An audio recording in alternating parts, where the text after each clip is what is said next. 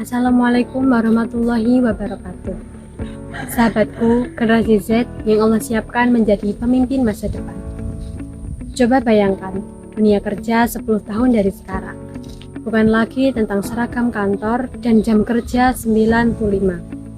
Dunia yang akan kita masuki adalah ekonomi gig, kecerdasan buatan, mata uang kripto, dan investasi digital yang bergerak dalam hitungan detik. Pertanyaannya, siapa kita secara mental, profesional, dan yang paling penting secara spiritual?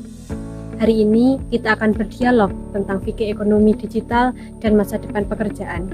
Bagaimana menjadi muslim yang tidak hanya melek teknologi, tapi juga melek hukum Allah di tengah pusaran perubahan yang begitu cepat. Memahami fikih muamalah kontemporer, teman-teman saat melihat grafik kripto naik dan turun, ditawar investasi dan iming-iming uang untung besar, pertanyaan pertama muslim sejati adalah halal atau haram. Tapi fikih muamalah tak sederhana membaca tabel hukum di Google.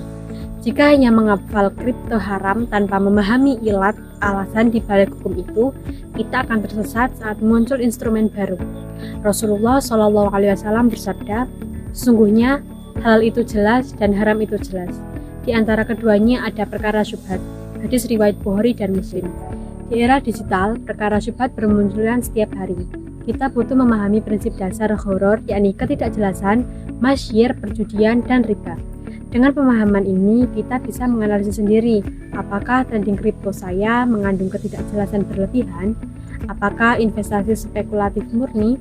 Ulama kontemporer mengajarkan kita untuk tidak sekedar taklid, tapi menjadi muslim yang mutafaqih, yakni memahami ilmu yang mendalam. Inilah bekal pertama etika profesi dalam Islam. Di era ekonomi gig, kita akan menjadi brand sendiri, seperti konten kreator, freelancer, dropshipper. Ujian terbesar ada pada integritas, mudah menerima endorse produk asal bayaran besar. Tapi ingat firman Allah dalam Quran Surah Al-Ahzab ayat 70, bertakwalah kepada Allah dan ucapkanlah perkataan yang benar. Kata-kata ini di media sosial akan dimintai pertanggungjawaban saat menjadi freelancer. Godaan mengambil proyek berlebihan atau hasil asal-asalan selalu ada. Rasulullah SAW bersabda, sungguhnya Allah mencintai jika salah satu seorang bekerja mengerjakan dengan itikat, yakni profesional, rapi, sempurna. Hadis Tabrani. Itkan adalah standar kualitas yang harus dijaga. Di era informasi asimetris, kejujuran dan transparansi menjadi modal utama. Jangan pernah menipu atau menyembunyikan produk cacat, karena keberkahan lebih berharga dari keuntungan sesaat. Kemandirian ekonomi, kita generasi yang harus mandiri, tidak bisa lagi mengandalkan menjadi pegawai sampai pensiun. Sistem global bergeser. Semangat kewirausahaan dalam Islam relevan. Nabi Muhammad SAW adalah pengusaha sukses yang bergelar Al-Amin. Siti Khadijah juga pengusaha besar. Islam tak mengajarkan kita miskin dan menunggu sedekah, tapi bekerja keras, mandiri, dan bahkan memberi pekerjaan kepada orang lain. Allah berfirman dalam surah Al-Jumu'ah ayat 10, apabila sholat telah dilaksanakan, bertebaranlah di bumi, carilah karunia Allah. Perintah ini panggilan untuk produktif, kreatif, dan inovatif. Kemandirian ekonomi berarti tak bergantung pada sistem tak adil. Dengan usaha sendiri, sekecil apapun, kita ciptakan ekosistem lebih islami.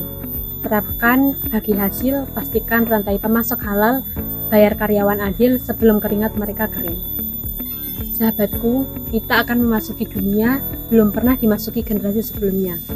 Tapi Allah tak membebani seseorang melampaui kesanggupannya. Jadilah muslim paham fikih agar tak tersesat di rimba transaksi digital. Jadilah profesional berintegritas agar karya menjadi amal jariah. Jadilah pribadi mandiri agar bisa memberi bukan hanya menerima.